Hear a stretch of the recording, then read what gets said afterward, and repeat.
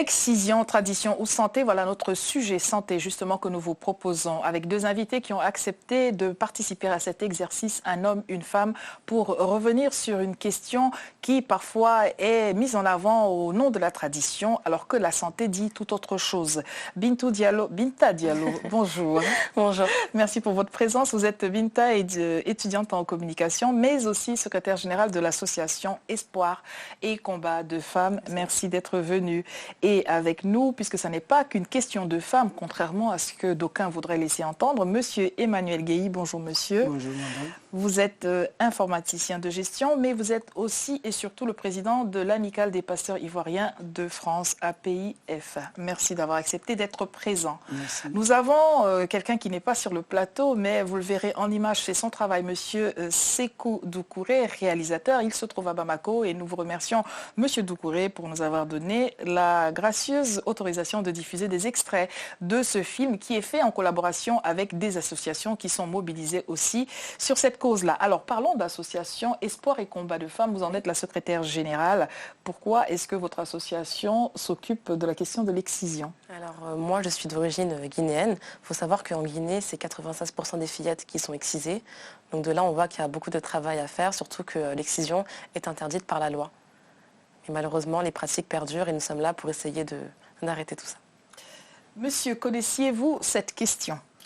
Oui, je connais bien cette question puisque dans notre région, dans ma région, particulièrement en Côte d'Ivoire, oui, à l'ouest de la Côte d'Ivoire, l'excision était vraiment pratiquée en outrance. Maintenant, les choses ont évolué, les choses ont changé. Je connais bien ce problème. Alors, si vous êtes d'accord, je vais vous proposer que nous ne fassions pas de langue de bois parce que chacun affectionne à dire « moi, dans mon pays, il y avait, il n'y a plus ». Et le fait est qu'il est des personnes, des victimes, il n'y a pas d'autre mot, qui continuent à périr, il n'y a pas d'autre mot non plus d'ailleurs, sous le couteau parce que les exciseuses utilisent de manière traditionnelle ce qui, ma foi, ne ressemble qu'à un couteau. Donc, nous allons tâcher d'avancer dans cette discussion sans faire dans la dentelle. Ce sont des vies qui sont en danger, c'est un véritable sujet de santé publique. Mais ça et là, d'aucuns font valoir la tradition. Avant que d'être dans Espoir et Combat de Femmes, que connaissiez-vous vous-même de l'excision, Binta? Alors moi, il faut savoir que j'ai participé à l'élection de Miss Guinée-France. Donc chaque lauréate doit défendre un projet humanitaire. Donc je m'étais rendue à Conakry pour justement faire une campagne de sensibilisation contre l'excision. Et de là, on voit qu'en Guinée, par exemple, la pratique, elle est médicalisée en général. C'est-à-dire que c'est fait sous anesthésie locale. Ensuite, dans les villages un peu plus reculés, là, c'est au couteau. Mais c'est vrai qu'en soi, c'est assez rare. C'est plus l'excision médicalisée qui est de rigueur en Guinée. Est-ce que vous êtes en train de nous dire que parce que l'excision est un acte médicalisé, à ce moment-là, c'est acceptable ou pas? Quel est votre point de vue? Absolument pas. Je suis tout à fait contre parce que c'est médicalisé, mais ça reste tout de même une mutilation. Donc même si la fille est anesthésiée, on lui retire quand même une partie d'elle-même. Donc moi, à partir de ce moment-là, je suis contre. Alors, pour ou contre, tant que nous y sommes, monsieur? Mais je suis vraiment contre parce que déjà, en tant que chrétien, moi, je me rappelle bien ma petite sœur qui me suivait. Les grands-parents avaient proposé de lui faire l'excision. Oui. Et mon père, qui était devenu chrétien, a carrément refusé. Et aujourd'hui, je me rappelle encore ma femme qui disait que à son temps, les parents ont exigé qu'elle soit excisée. Et finalement, son père a dit non, laissez ma fille, elle a le droit de faire ce qu'elle veut. Et aujourd'hui, on voit que cela joue un rôle dans les couples, un rôle important. Parce que quand on excise une femme, je crois qu'il y a certains éléments qui lui sont enlevés.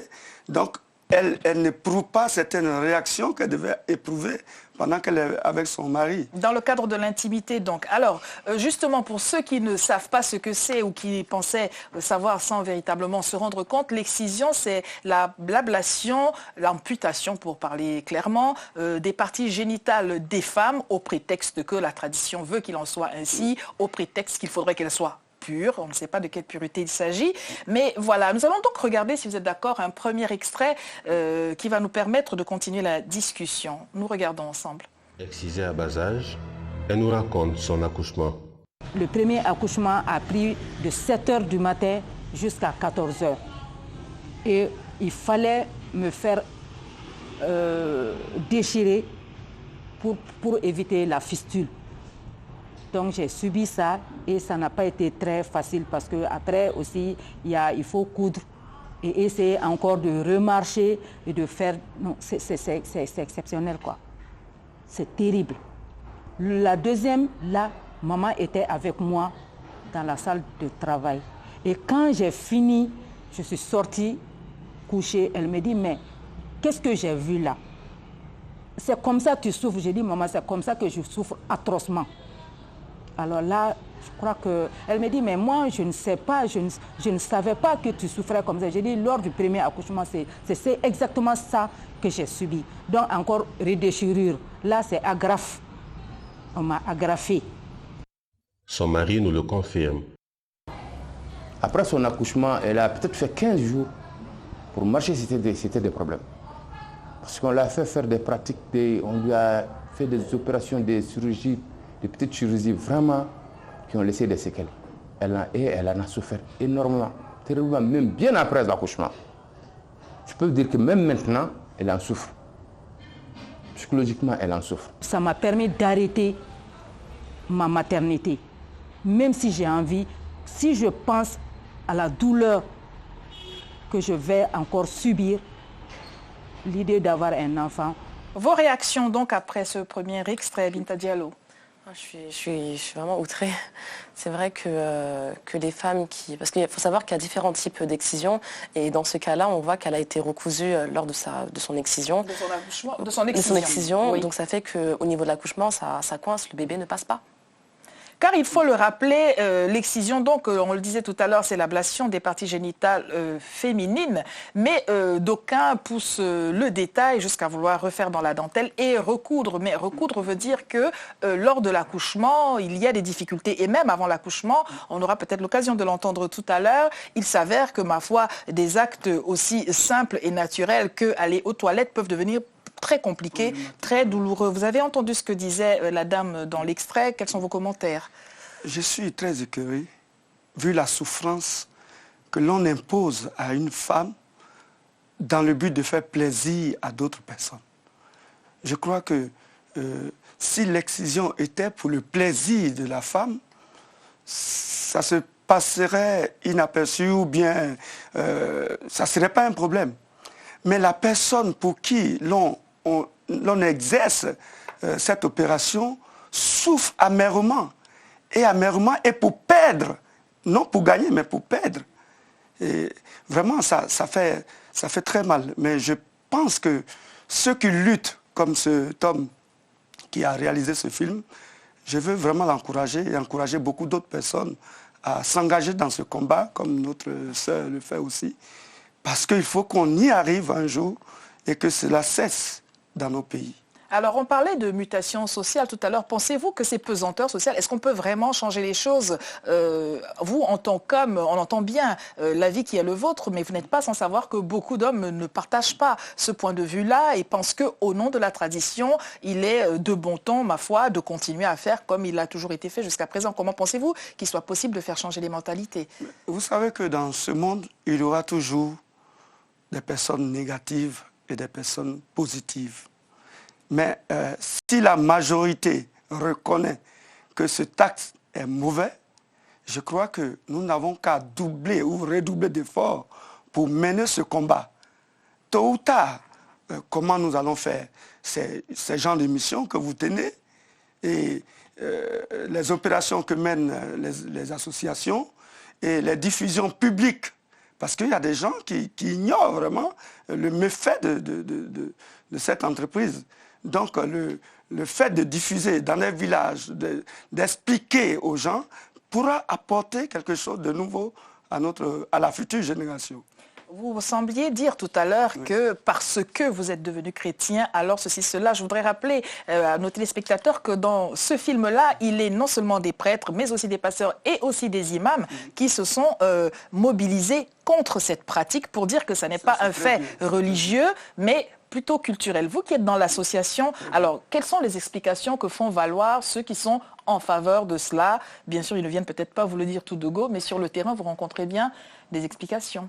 Alors, soit on va sortir l'argument de la religion ou de la tradition qui pèse C'est l'argument qui est le plus fort à ce jour. Et que dit la tradition? Que dirait la tradition à ce sujet? La pureté, comme vous l'avez évoqué en début d'émission. Mais de quelle pureté s'agit-il? Là est la question. Là est la question. Et on essaie de leur montrer qu'il n'y a aucun rapport, que leurs arguments ne sont pas fondés. Mais encore aujourd'hui, on ne peut pas bouger les traditions comme ça. C'est que là, regardez, malgré tous les spots qu'on fait, toutes ces campagnes de communication, toutes ces ONG qui militent, malgré ça, on voit que les chiffres ne bougent pas dans tous les pays. La Guinée, c'est quand même aujourd'hui 96% des fillettes. Alors qu'il y a bien 10 ans que le travail a commencé. Mais on est encore avec des chiffres assez élevés. Il y a donc ce qui se passe dans les pays d'origine, mais il y a ce qui se passe en diaspora. Nous sommes en France, mais aussi dans d'autres pays. On constate que certaines familles tiennent mordicus à pouvoir accomplir cet acte au nom de la tradition. La question identitaire surgit là où on ne l'attend pas et curieusement, on voit que c'est sur, j'allais dire le dos, sur le corps des femmes qu'on vient asseoir cela. Oui, c'est ce que disait d'ailleurs Awa Greco, ça a été une exciseuse qui a été condamnée d'ailleurs.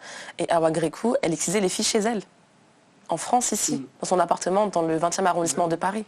Vous voyez, elle a été condamnée, ça a cessé, mais c'est vrai qu'il y a des familles qui tiennent vraiment à respecter cette tradition-là. Enfin, tradition, bien évidemment.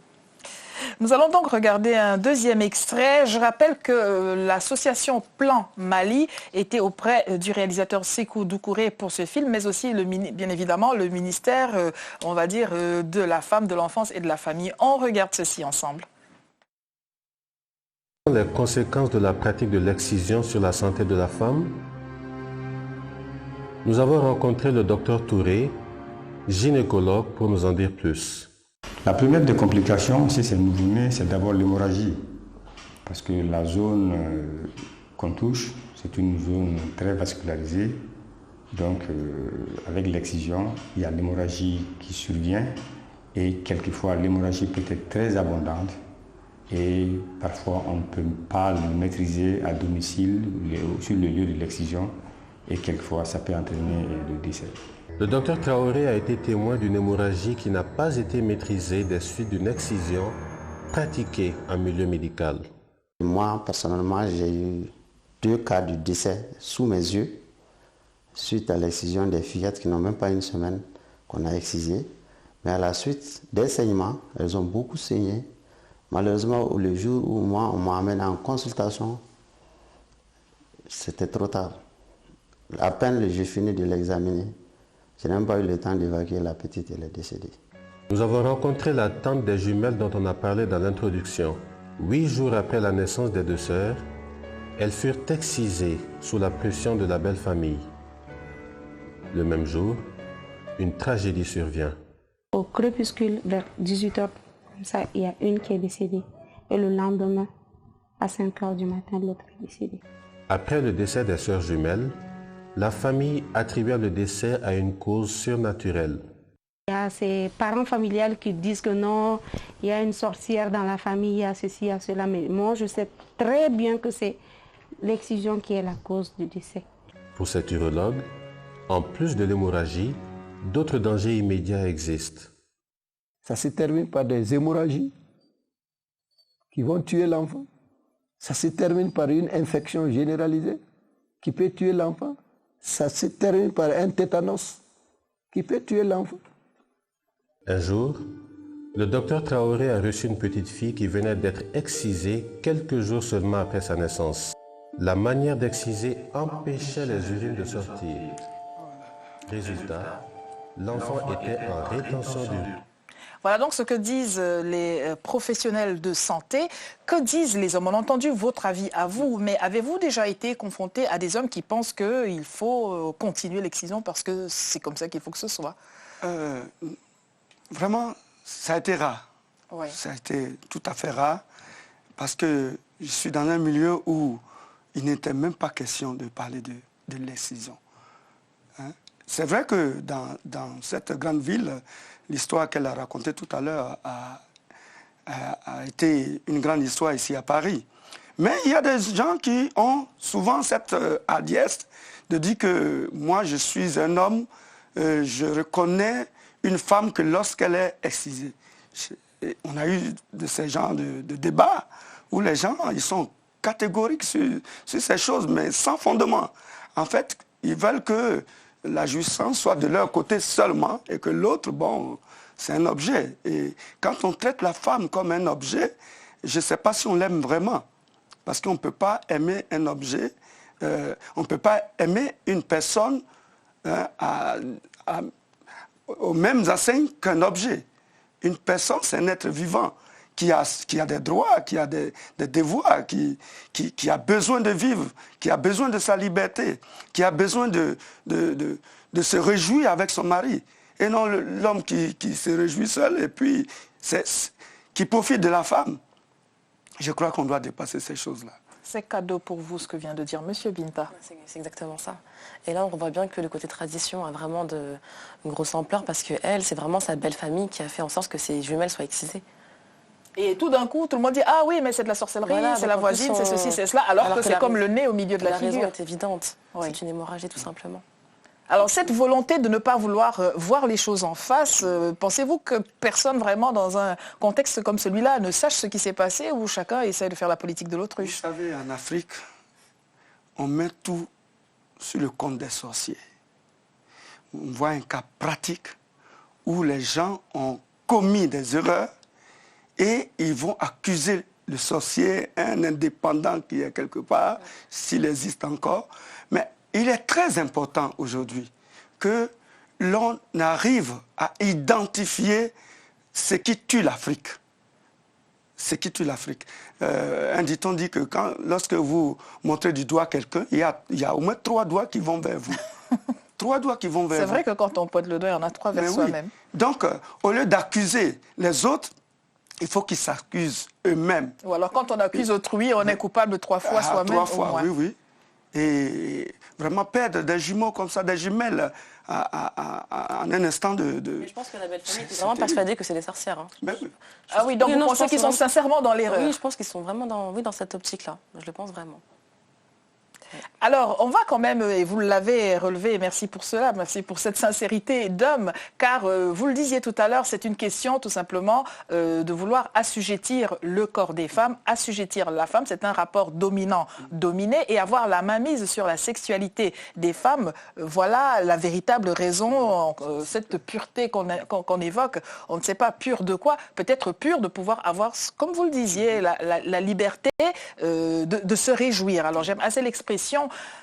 On parle du combat des femmes. Est-ce qu'il faut commencer par ces aspects-là seulement, quand bien même ils ne sont pas, et fort heureusement, répandus partout dans le monde, ou faut-il commencer, quand on parle du combat des femmes, c'est aussi le nom de votre association, Espoir et Combat de Femmes, sur d'autres points, on parle d'égalité salariale, on parle d'égalité femmes-hommes, par où faudrait-il commencer? Qu'est-ce qui est le plus urgent pour vous aujourd'hui?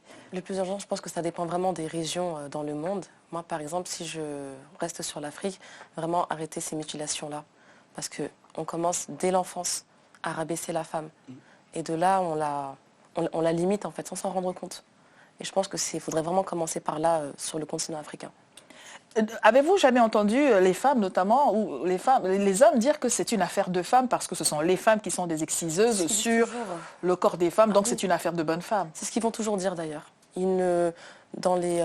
Lorsque les familles pensent à exciser leurs filles, c'est toujours les femmes qui parlent de ça. Les hommes en général, ils ne savent même pas c'est quand.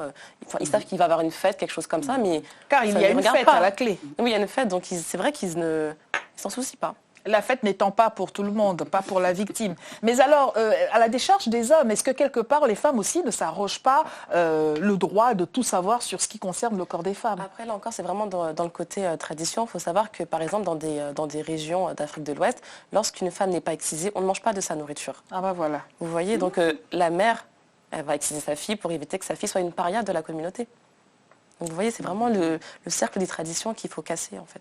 Avez-vous eu des femmes qui soient venues dans votre association pour revendiquer ce droit à cette pratique traditionnelle? Moi, les défenseurs de l'excision, je les ai rencontrés en Guinée directement. C'était 2-3 personnes.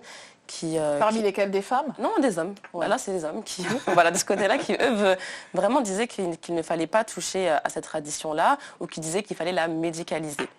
Mais eux, ils voulaient vraiment avoir leur femme excisée. C'est vraiment une minorité, une extrême minorité. Quand on parle de médicalisation de cet acte, ce qu'il faut savoir, c'est que quand c'est fait, que ce soit fait de manière traditionnelle ou pas, il y a une mutilation psychologique. Hein, ce qui est enlevé est enlevé. Et même si on est en laboratoire aseptisé, tout ce que l'on veut, on ne peut pas savoir ce que devient cette jeune fille quand elle est femme devenue, comment elle vit cela, comment elle réagit à cela. Et plus personne, en fait, ne s'en soucie. Dans ce film-là, on a bien évidemment l'avis des psychologues aussi. Mais est-ce que en Afrique traditionnelle, en tout cas dans les zones rurales, est-ce que seulement on va voir le psychologue? Est-ce qu'on a des états d'âme? Est-on autorisé à se pencher sur soi-même? Déjà, vu les outils qui sont utilisés, les lames rasoirs, des paires de ciseaux, que sais-je encore, je ne sais pas s'il y a... vraiment... C'est comme retirer une dent, on te retire ta dent, là on t'excise, c'est un passage sans comme un autre. Parce que la dent, quelquefois, il y a un tout petit peu d'anesthésie. Voilà, après ça dépend. Là, si je parle encore de l'exemple de Conakry, là encore c'est médicalisé, donc il y a une anesthésie. Mais voilà, t'es excisé, voilà, c'est un passage comme un autre, il faut que tu passes par là. Voilà. Donc après, l'état d'âme de la personne, ça en soi, oh, ça va aller, si on pleure trop, t'es une petite nature, t'es pas courageuse. T'es pas une vraie femme. Voilà, t'es pas courageuse, ça fait pas si mal que ça. Enfin, chacun le vit de sa façon. Ton arrière-grand-mère, ta grand-mère, ta mère, ta marraine, ta tata, voilà, et tout le monde sont passés par là. Qu'est-ce que tu fais ta chochotte? Pourquoi est-ce que tu pleures? Donc c'est vrai que la fille d'elle-même, elle va garder ces souffrances-là parce qu'elle veut, voilà, elle veut quand même faire la fière et dire qu'elle n'a pas eu mal, pas tant que ça, du moins. Je serre les dents et je ne dis rien, stoïquement. Mais alors, une femme en souffrance dans son intérieur, dans le plus profond de son intérieur, c'est le cas de le dire, n'est-ce pas en perspective un homme en souffrance aussi, ou au moins un homme déstabilisé et un couple en souffrance? Déjà, dans le couple, je suis en train de faire un CD sur l'amour. Oui. Dans le couple, il faut qu'il y ait l'amour. Quand l'homme aime sa femme, alors il peut être en peine pour ses souffrances. Ça, ce sont des souffrances qui sont très profondes, qui n'ont rien à voir avec les enfants. Est-ce qu'ils ont à manger aujourd'hui? Non, ce sont des choses qui sont... Des blessures à l'âme. Des blessures qui sont dans le cœur. Donc, il faut que l'homme soit à mesure d'apporter le nécessaire à sa femme, la comprendre, l'assister, être un homme capable. Hein. Il y a des pagnes aujourd'hui, mari capable, il y a des maris capables aussi. etc. Mais ça ne doit pas être dans les paroles, ça doit être non seulement dans les mots, bien sûr, mais dans les actes. Et ces genres de choses peuvent aussi disparaître. Bon, moi je suis chrétien, par la prière. La prière a une grande efficacité pour faire disparaître toutes ces choses qui sont dans le cœur, qui sont difficiles. Alors, mieux encore que la prière, il y a tout simplement qu'il n'y ait pas ces blessures à l'âme pour éviter, et au corps, parce que ce n'est pas qu'une vue de l'esprit, pour que tout simplement les unes et les autres se portent très bien. Voilà, et c'est mon souhait. Alors, y a-t-il pas une certaine hypocrisie sociale? Alors, personne ne veut dire le mot, chacun dit oui, mais bon, et puis on peut médicaliser, et puis ceci, cela. Alors, les mêmes qui veulent une femme pure, c'est les mêmes qui, quand elle est en difficulté par rapport à tout ce qu'on a évoqué, l'accouchement, la maternité, la féminité, vont voir à côté s'il n'y en a pas une qui se porte moins mal. Est-ce que socialement, faut-il pas, si vous voulez faire une manifestation des hommes contre l'excision, notre adresse internet ladyvousécoute@telesud.com, promettez-moi, monsieur, que vous serez de la partie. On va descendre dans la rue. Non, mais je dis ça à l'air de rien. Je dis ça, je dis rien. Si je dis quelque chose, il faut peut-être que les hommes se mobilisent pour de vrai, hein, barbus, moustachus, costauds et tout ce que l'on veut, pour du haut de leur virilité, taper du poing sur la table et réclamer qu'on laisse les femmes tranquilles dans leur intimité. Et dire carrément qu'ils ne marieront pas une fille si elle est excisée, par exemple. Voilà. Là, ça pourrait bouger les choses. Bon, on va regarder quand même un dernier extrait, car la pression, la pesanteur sociale, encore une fois, est tellement forte que d'aucunes, alors qu'elles ne sont plus fillettes, vont faire ce choix pour d'autres raisons. On regarde. 2 mois après son arrivée à Bamako, elle rencontra un jeune homme. On a passé 5 mois ensemble. Il partait chez nous. C'est après ça qu'il a demandé à ce que je l'épouse. J'ai accepté de l'épouser. Le garçon ira jusqu'à demander la main d'Aïcha à sa mère, quand soudain, il lui posa une condition. Après qu'il a su que je n'étais pas excisée, il a voulu que je sois excisée avant qu'on se marie parce que chez eux, leur société n'accepte pas qu'une femme non excisée soit mariée dans leur société. Devant la détermination de son copain et l'amour qu'elle lui porte, Aïcha nous raconte le jour où elle se fit exciser chez une vieille du quartier. On est parti avec 2 personnes de ma famille, plus ma maman. Quand on est parti, elle était déjà préparée. Quand on est arrivé, on est rentré dans le latin pour pratiquer. Bon, il y avait les 2 personnes que moi j'ai ramenées, elles tenaient mes bras.